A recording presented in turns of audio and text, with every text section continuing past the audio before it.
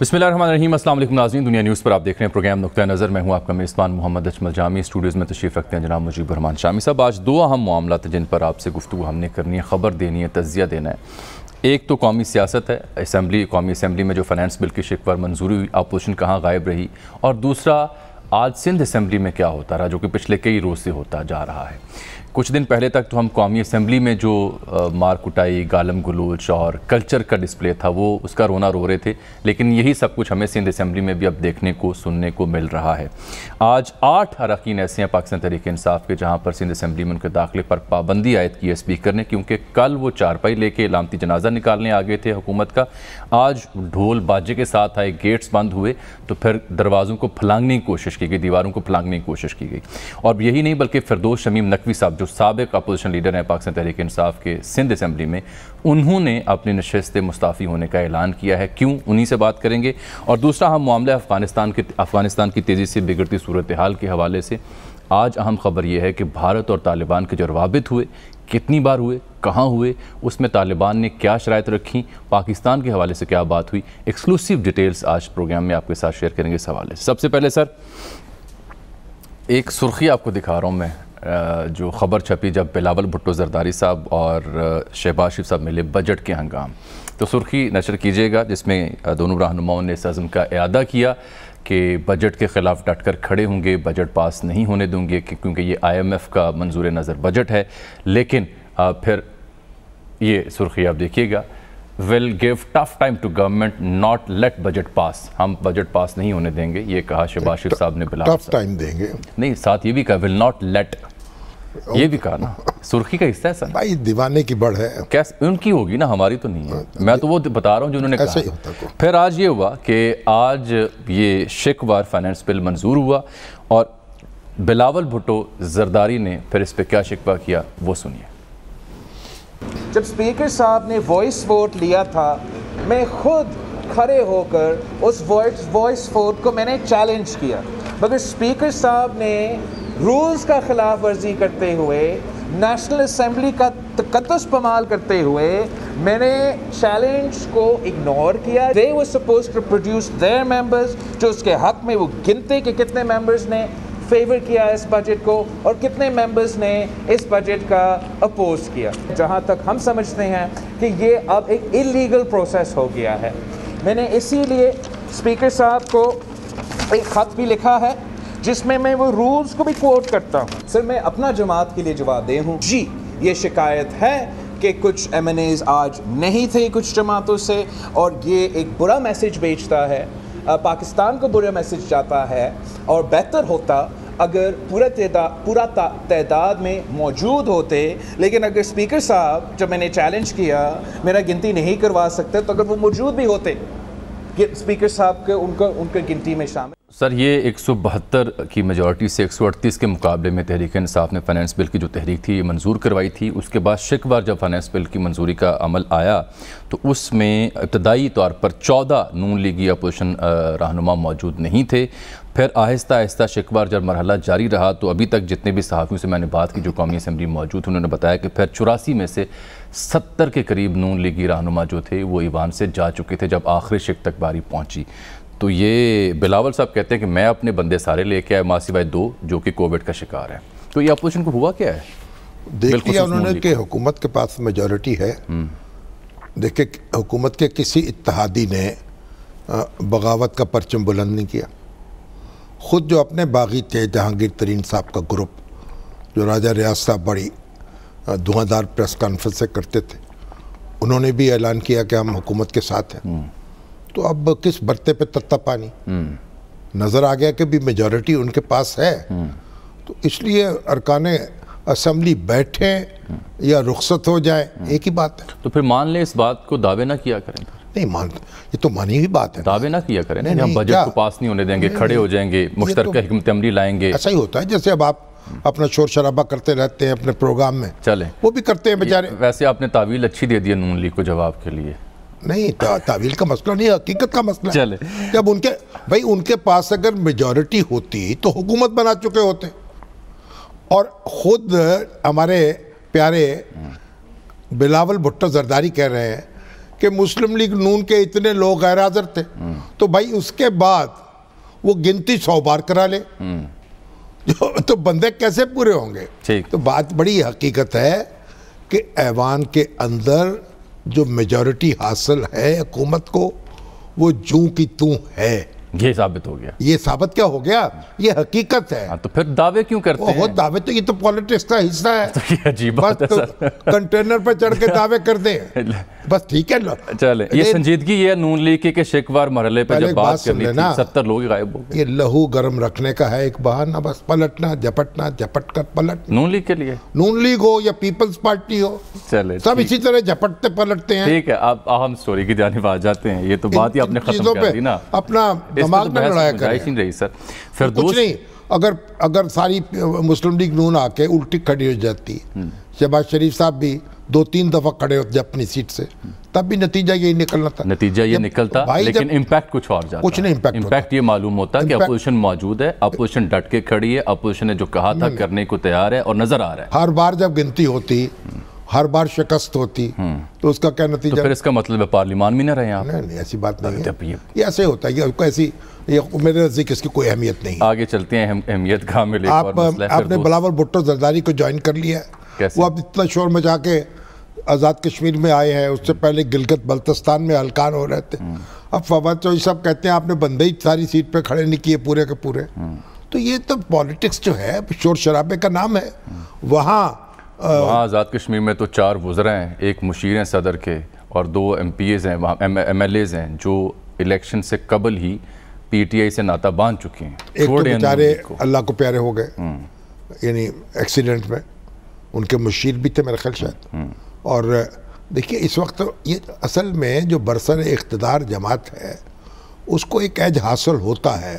आज़ाद कश्मीर जो है ना, हम जितनी पाकिस्तानी सियासत का गंद है ना वो लेके आज़ाद कश्मीर में पहुंच गए। ठीक, जबकि ये बात पहले ये हमारे यहाँ बदकिस्मती से ये हमारी सियासी जमातें अपनी पासदारी नहीं करती, क्योंकि ये बात तय थी कि पाकिस्तान की सियासी जमातें वहाँ नहीं घुसेंगी।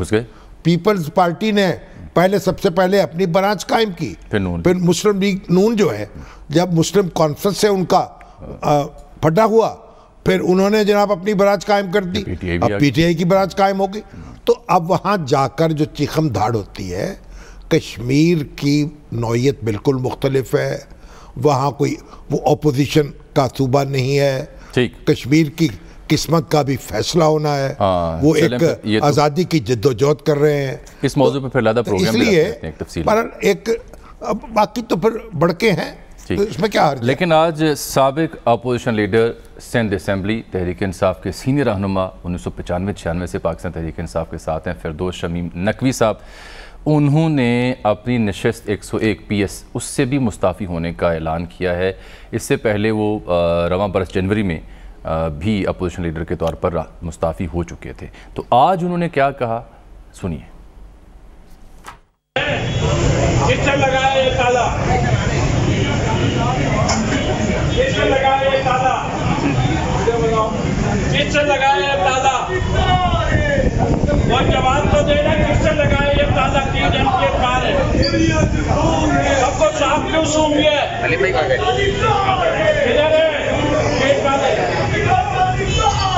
है गेट वाले?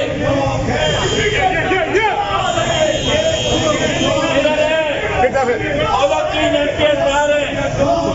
आ गई अंदर आ गई, बेहतरीन बेहतरीन।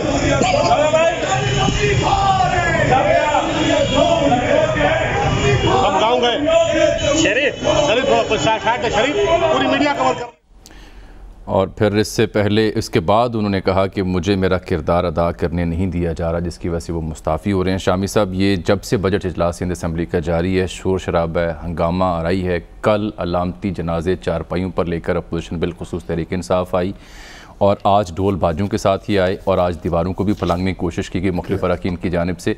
स्पीकर ने 8 अरकान असेंबली PTI के ऐसे हैं जिन पर दाखिले पर पाबंदी आयद की, जिस पर एहतजाज कर रहे थे फिरदौस शमीम नकवी साहब, और फिर कहा कि मैं मुस्ताफ़ी हो रहा हूँ। असल में जो अपोजिशन कौमी असम्बली में कर रही थी और फिर जो PTI ने वहाँ दिंगा मुश्ती की, वो वहाँ तो सेटल हो गया मामला जी, लेकिन अब देखिए जो पीटीआई जो है उसका जो रवैया है, और जीडीए भी उसकी एलआई है, एमक्यूएम भी उसकी एलआई है। इत्तलात ये है कि जीडीए और मुत्तहिदा ने उस हद तक नहीं, ये सारा शोर शराबा जो है दिया। ये पीटीआई के अरकान का है।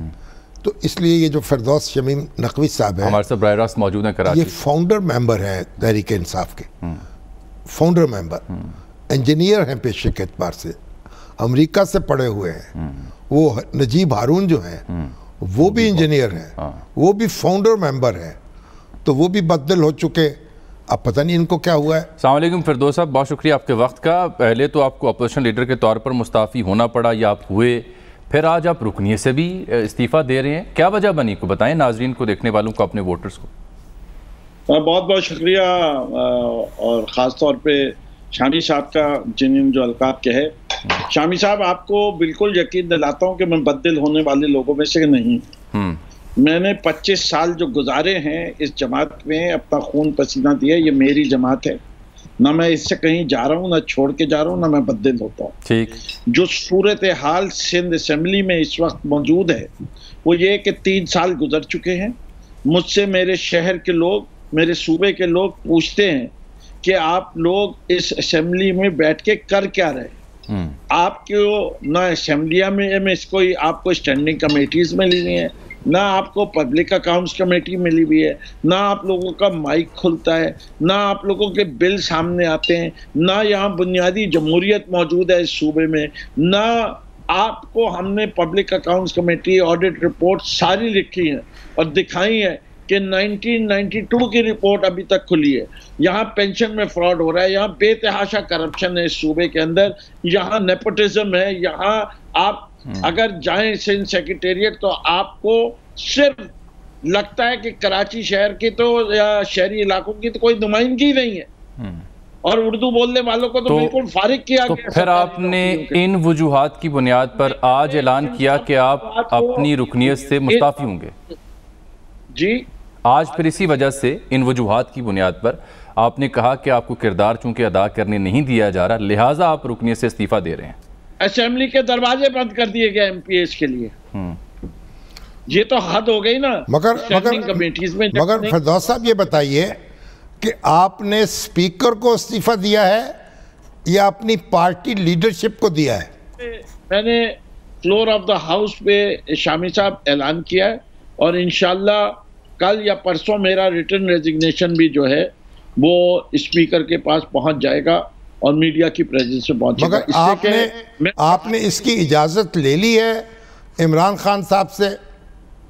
देखिए, मैं ये समझता हूं कि जो सूरत हाल इस सूबे में चल रही है इस वक्त, ऐसे हाउस का मेंबर रह के मैं अपने कॉन्स्टिट्यूएंट्स को सेटिस्फाई नहीं कर सकता जिनसे मैंने वोट। मगर फिरदौस साहब, ये तो फिर ऐसी बात है ना, या तो इज्तिमाई तौर पर सारी अपोजिशन मुस्ताफ़ी हो या कम अज़ कम पूरी पीटीआई मुस्ताफ़ी हो, तो आपको तो अपनी पार्टी लीडरशिप के पास एजिटेट करना चाहिए, उनकी तवज्जो मबजूल करानी चाहिए, उसके बाद ये फैसला करना चाहिए।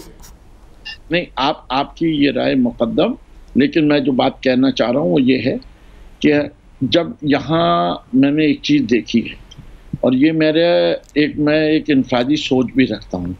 मैं ये समझता हूँ कि अगर आपने कोई इम्पैक्ट डालना है तो आपको पूरे हाउस को नहीं छोड़ना चाहिए, और ये हिम्मत वाले बहुत कम लोग होते हैं जो सिटिंग एमपीए होके या एमएनए होके असूलों पे रिजाइन करें। मगर नकवी साहब, ये देखिए, सईद गनी साहब ने अब से कुछ देर पहले अपने एक ट्वीट में शामी साहब दावा किया है, बल्कि मैं ये कहूँ कि आपको शायद चैलेंज कर रहे हैं तो शायद गलत ना हो, वो ये कह रहे हैं कि फिरदौस शमीम नकवी साहब जो हैं वो बिल्कुल इस्तीफ़ा नहीं देंगे। कह तो दिया उन्होंने, तहरीरी इस्तीफ़ा हरगिज़ नहीं देने जा रहे क्योंकि उन्हें पता है कि सीट खाली होगी और पीपल्स पार्टी जीत जाएगी।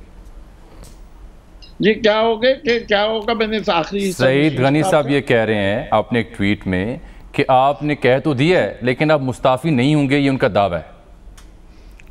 ठीक है, वो उनको दावा करने दीजिए। वो कहते हैं कि क्योंकि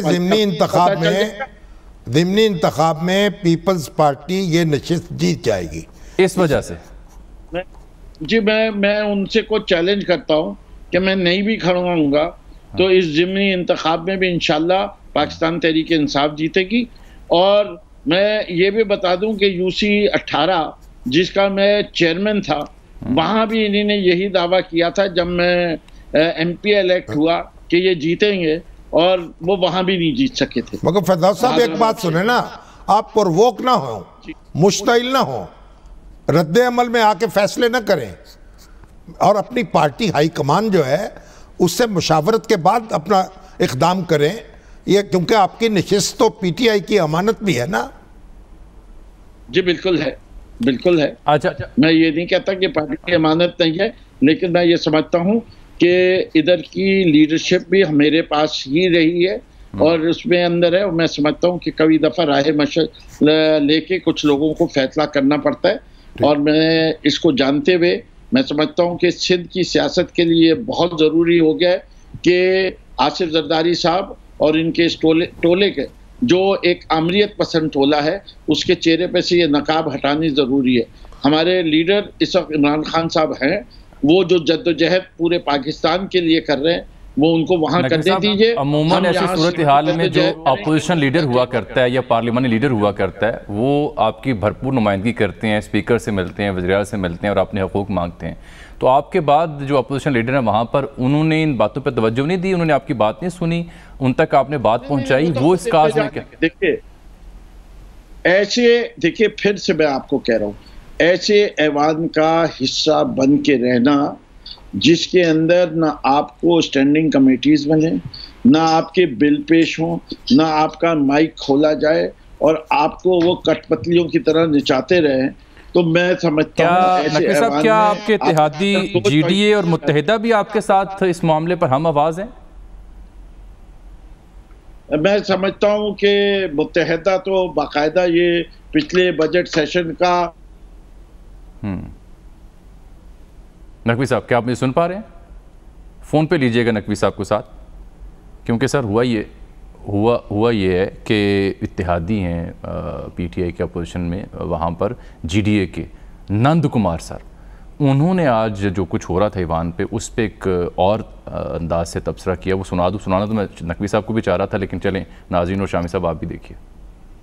ये इसी तरीके से जनाजे लेके आना या बात करना, आपके किसी मेंबर ने बिल्कुल अच्छी कल प्रेस कॉन्फ्रेंस में अपना जनाजा निकाला है, असेंबली का जनाजा नहीं निकाला है। इन आदमी की पहचान उसकी कैरेक्टर से, उसके किरदार से होती है कि उनको तो दोबारा आना नहीं है, आपको और हमें इधर रहना है। आप भी खानदानी है, हम भी खानदानी है। नकवी साहब, ये तो नंद कुमार साहब कह रहे हैं कि ये अपना जनाजा निकाला है अपोजिशन ने, इमेच्योर हरकत करार दे दी है इस सारे मामले को, जो जनाजे लेके आए चारपाइयों पे अलामती। ये देखिए, नंद कुमार साहब जो हैं वो एक पार्टी के नॉमिनी मेंबर हैं, इलेक्टेड मेंबर नहीं, और हमेशा वो माजी में भी माइनॉरिटी की पीर पगारा साहब की PMLF की नुमाइंदगी करते हैं। मैं समझता हूँ कि इज ओवरस्टेप्ड हिज बाउंड, और हम बाकायदा इसकी शिकायत पीर पगारा साहब से करेंगे कि ये एक तो उन्होंने जॉइंट ऑपोजिशन के डिसिप्लिन को ख़राब कर रहे हैं, और जो उन्होंने कंडेम किए या तो उनको सियासत समझ में नहीं आई, उन्होंने ये कंडेम नहीं किया कि लीडर ऑफ द ऑपोजिशन को तकरीर नहीं करने दी, उन्होंने ये नहीं कहा कि उनके अपने पार्लिमानी लीडर हसनैन मिर्ज़ा को तकरीर नहीं करने दी, उन्होंने ये कंडेम नहीं किया कि हाउस के अंदर जिस दिन लीडर ऑफ द ऑपोजिशन ने अगले दिन माइक खोलने की इजाज़त मांगी तो स्पीकर ने माइक नहीं खोला। तो मैं ये समझता हूँ कि यहाँ कुछ दाल में काला है, और वो दाल में जो काला है वो भी इंशाल्लाह जल्द जाहिर हो जाए। फैजाज साहब, ये बताइए कि अब आप सजेस्ट क्या करेंगे, जो हालात की जो तस्वीर आप खींच रहे हैं सिंध की, इसको कैसे इस्लाह की जाए, कैसे इम्प्रूवमेंट हो, क्या आपके ज़हन में नक्शा क्या है? शामी साहब, मेरा रेजिग्नेशन बड़ा क्लियरली स्टेट करेगा ठीक कि मैं किन किन बुनियाद पे रिजाइन कर रहा हूँ। जैसे मैं सवाल पूछूंगा, अगर आप स्टैंडिंग कमेटीज नहीं दें तो मेरा रेजिग्नेशन एक्सेप्ट कर ले, वरना दे दें, इससे कि मैं तो जमहूरियत के लिए जंग लड़ रहा हूँ ना। ठीक, या तो उनको दो में से एक फैसला पड़ना पड़ेगा कि जो मैं कह रहा हूँ वो जमहूरियत नहीं है, और अगर मैं सही बात कह रहा हूँ तो मेरी बात तो माने। अगर आपकी पार्टी ने आपको फिर टिकट दे दिया वहीं इलेक्शन लड़ने के लिए, फिर क्या करेंगे आप? जी शामी साहब, ये पूछ रहे हैं कि अगर आप मुस्ताफी होते हैं, मैं पार्टी का एक अद्दा कारकुन हूँ और मैं पार्टी के हर फैसले को मानने को तैयार हूँ, इसमें कोई इशू नहीं है। एक ये बहुत दफा चैलेंज करते रहे ना, फैसल वाडा की वाली सीट के बाद जो इन्होंने 2 नंबरी तरीके से जीती है, चाहे मुझे अपनी सीट के ऊपर इनको मैं चैलेंज भी कबूल करता हूं सईद गनी साहब का कि जब भी होगा, मैंने कहा मैं लड़ूं या ना लड़ूं, हम तब भी ये सीट जीत के दिखाएंगे। तो मैं खुद भी लड़ रहा हूँ, तो मुझे कोई मसला। नकवी साहब, आपकी इस राय से या आपके इस फैसले से जो बाकी जो पीटीआई के एमपीज हैं सिंध असेंबली में, वो भी क्या आपके साथ हम आवाज हैं? कुछ चाहते हैं मजीद लोग भी मुस्ताफी होना इसी रवैये से तंग आकर? मैं समझता हूँ कि मैं इस वक्त तो आपको इसके बारे में नहीं कह सकता, लेकिन मैं समझता हूँ कि एक दफा अगर ये चीज को दुरुस्त नहीं किया गया तो पीरियोडिकली हमारे यहाँ से हो सकता है रेजिग्नेशन आते रहे। बहुत शुक्रिया फिरदौस शमीम नकवी साहब जो कह रहे थे कि पीरियोडिकली मजीद इस्तीफ़े भी आ सकते हैं।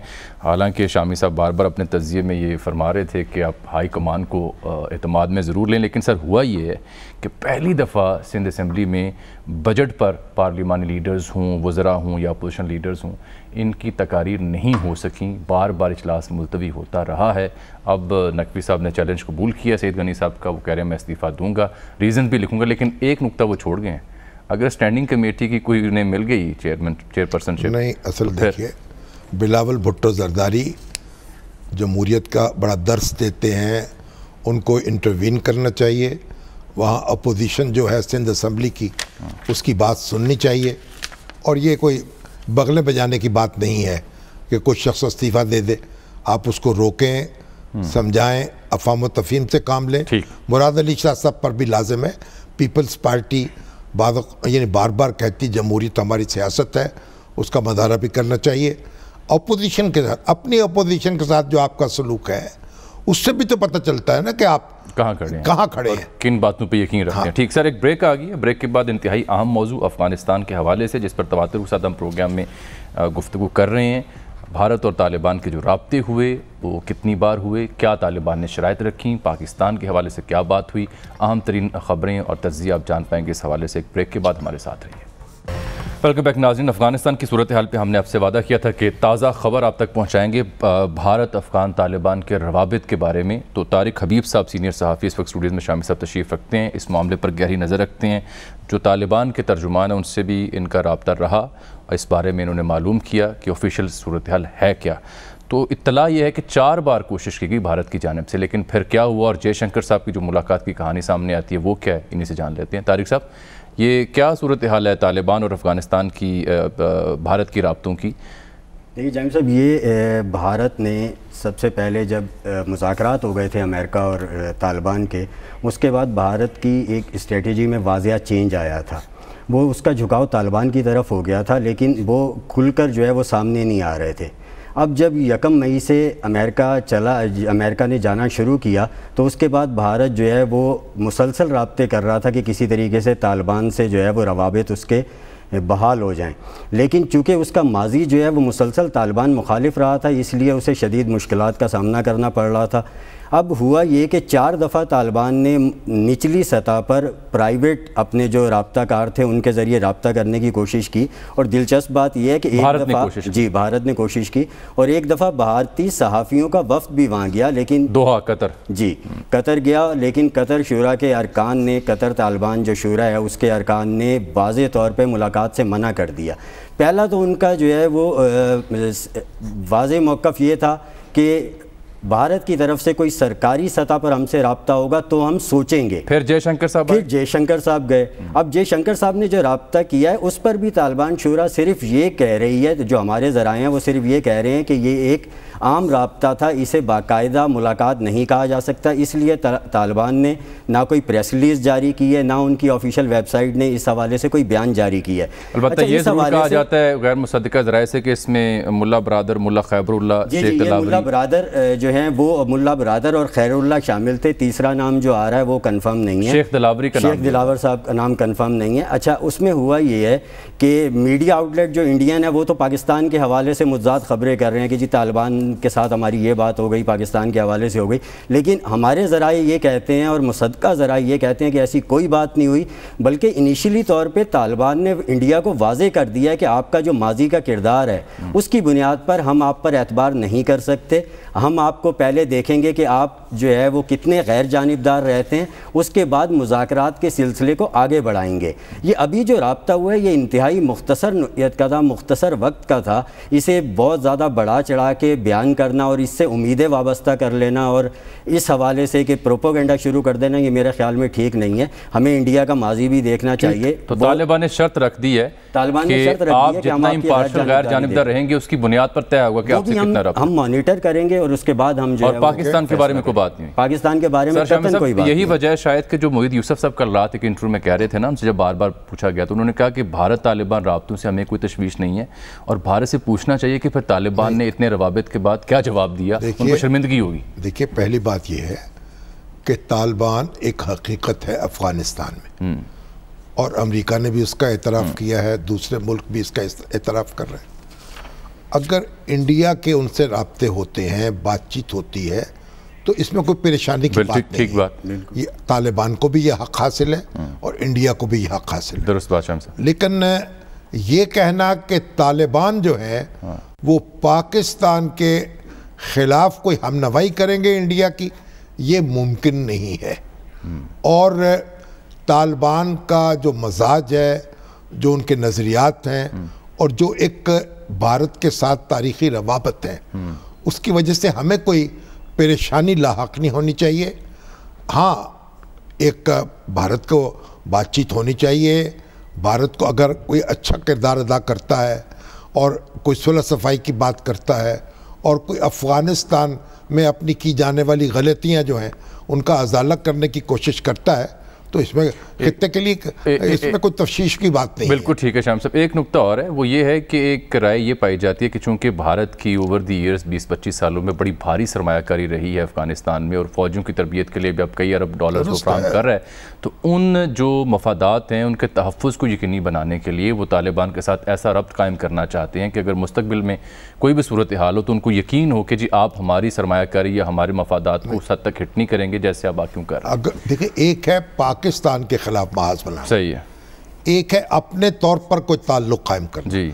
तो पाकिस्तान के खिलाफ महाज नहीं बनाया जा सकेगा, यही बात तय हुई है और ये है बुनियादी बात। बिल्कुल ही। बाकी दो तरफा ताल्लुकात तो किसी से भी हो सकता है। तारिक साहब बहुत शुक्रिया, अहम खबर थी, आने वाले दिनों में भी इस पर हम नजर रखेंगे। शामी साहब एक और बड़ा हफीज मलिक साहब कह रहे हैं कि ये फिरदौस शमीम नकवी साहब, हाँ, ये पीटीआई का चेहरा है, हाँ, बड़े लीडर हैं उसके पुराने, वो तो आप भी फरमा रहे थे अपने बिल्कुल बात इनको, लेकिन पार्टी लीडरशिप से बात करके, यही तो मशवरा आप दे चुके थे, बात करनी चाहिए, तन्हा फैसला नहीं करना। डॉक्टर साहब से गुजारिश है कि शामी साहब को अगर सुन लेते तो शामी साहब भी यही मशवरा दे रहे थे। ये तो फिरदौस नकवी साहब जो है, हकीकत ये है कि पीटीआई के लिए उनकी बड़ी कुर्बानी है। सही। अच्छा सर, एक बड़ा अहम इशू है, अब वक्त की कमी है लेकिन ज़रूर मैं बात करूंगा, कमरुल मुनव्वर साहब सीनियर सहाफ़ी दुनिया न्यूज़ के कॉरेस्पॉन्डेंट, जो टारगेट किलिंग हो रही है पुलिस वालों की इस्लामाबाद में। सर, इसमें यह कहा जा सकता है कि डाकुओं के निशाने पर है इस्लामाबाद पुलिस। वफाकी दारुल-हुकूमत में जराइम की शरह तेज़ी से बढ़ रही है।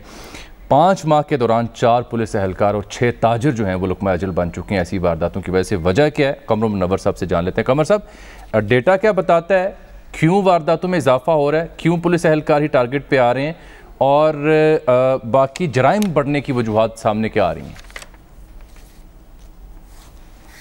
जी जामी साहब, मैं सबसे पहले जो डाटा है ना उसमें बताऊं तो रवां साल मुझे तकरीबन 14 साल हो गए हैं क्राइम रिपोर्टिंग करते हुए। अब जो सूरत हाल इस्लामाबाद की बनी है इससे पहले कभी नहीं थी। अच्छा। कि 4 पुलिस एहलकारों को गोली मारी गई और इसमें एक वाक़या इस तरह का है कि थाना I9 का SHO है रफ़ीक, ये एडिशनल SHO था, इसको थाने के बाहर ही डाकुओं ने इतनी दीदा दिलेरी से थाने के बाहर ही लूटा, इसे मारा और इसका सरकारी पिस्टल, इसका मोबाइल और इसका वॉलेट जो लेकर वहाँ से फ़रार हो गए। ये इतनी दीदा दिलेरी अगर डाकुओं में, तो आप खुद अंदाज़ा लगा रहे हैं कि बाकी ताजरों की क्या सूरत हाल होगी। अब जो ताजरों की सूरत हाल है, तकरीबन 6 ताजर जो हैं वो टारगेट किलिंग का निशाना बन चुके हैं। आया कि उसकी तफ्तीश की जा रही है कि उनसे कोई भत्ता मांगा गया था, ताहम अब ये रिपोर्ट सामने आ चुकी है कि वो डाकू ही थे या उनसे भत्ता मांग रहे थे, जिसकी वजह से उनको ये गोलियाँ मारी गई हैं।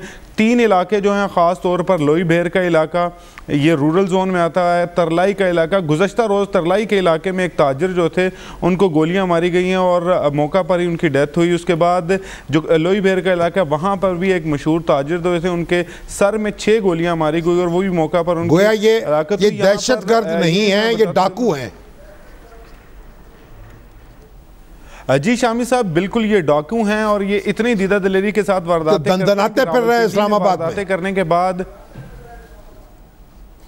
जी बिल्कुल, दंदनाते फिर रहे हैं इस्लामाबाद में। ये खबर दुरुस्त है? मैं शामी साहब से बात कर रहा था 10 किलोमीटर। ये बात दुरुस्त है क्या कि कुछ नाके जो हुआ करते थे पहले इस्लामाबाद में वफाकी दारुल-हुकूमत में, उसके से मुतसिला इलाकों में, वो ख़त्म कर दिए गए हैं, जिसकी वजह से कोई चेक एंड बैलेंस के निज़ाम पर फ़र्क पड़ा है? जी जामी साहब, ये हुआ इस तरह था कि शेख रशीद अहमद ने जैसे ही चार्ज संभाला था तो उन्होंने कहा था कि इस्लामाबाद के जितने भी दाखिली रास्ते हैं, 13 नाके थे वो इस्लामाबाद में एंटर होने के लिए, उनको मुकम्मल तौर पर ख़त्म कर दिया गया था। उसके बाद अब पुलिस वाले, क्योंकि उनके वजीर हैं शेख रशीद अहमद, उनके खिलाफ डायरेक्ट तो यहाँ तो उनके मुँह पर बात नहीं कर सकते, ऑन कैमरा भी नहीं, ऑफ द रिकॉर्ड वो ये कहते हैं कि ये जो 13 नाके थे दाखिली रास्तों पर, ये शेख साहब को जवाब देना चाहिए और शेख साहब के हाथों पर खून तो फिर उनके हाथों पर तलाश करना पड़ेगा। बिल्कुल। और ये यकतरफा फैसले ये वजीर करते कैसे हैं? कल इस पे मजीद बात कर लेते हैं। एक ब्रेक यहाँ नाज़रीन आई जाती है। इसके साथ ही आज के प्रोग्राम का खत्म हुआ। चाहता है आपसे मुलाकात कल, तब तक के लिए अल्लाह हाफिज़।